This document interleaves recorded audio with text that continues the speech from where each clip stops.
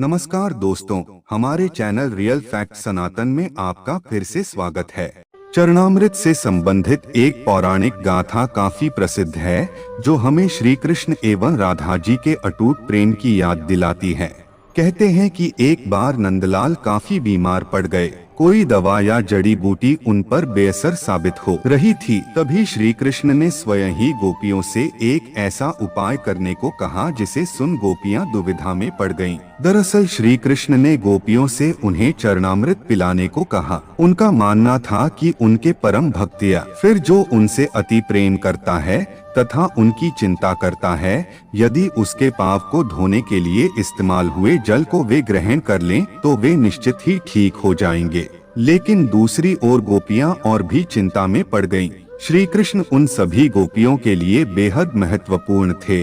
वे सभी उनकी परम भक्त थीं, लेकिन उन्हें इस उपाय के निष्फल होने की चिंता सता रही थी। उनके मन में बार बार यह आ रहा था कि यदि उनमें से किसी एक गोपी ने अपने पाव के इस्तेमाल से चरणामृत बना लिया और कृष्ण जी को पीने के लिए दिया तो वह परम भक्त का कार्य तो कर देगी, परंतु किन्हीं कारणों से कान्हा ठीक न हुए तो उसे नर्क भोगना पड़ेगा। अब सभी गोपियां व्याकुल होकर श्री कृष्ण की ओर ताक रही थी और किसी अन्य उपाय के बारे में सोच ही रही थी कि वहां कृष्ण की प्रिय राधा आ गईं। अपने कृष्ण को इस हालत में देख के राधा के तो जैसे प्राण ही निकल गए हों।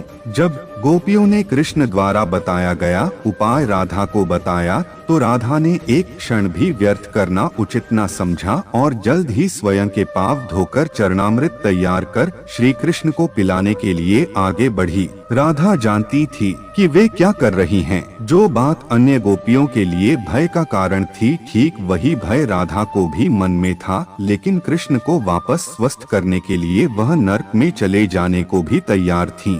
आखिरकार कान्हा ने चरणामृत ग्रहण किया और देखते ही देखते वे ठीक हो गए, क्योंकि वह राधा ही थीं जिनके प्यार एवं सच्ची निष्ठा से कृष्ण जी तुरंत स्वस्थ हो गए। अपने कृष्ण को निरोग देखने के लिए राधा जी ने एक बार भी स्वयं के भविष्य की चिंता न की और वही किया जो उनका धर्म था।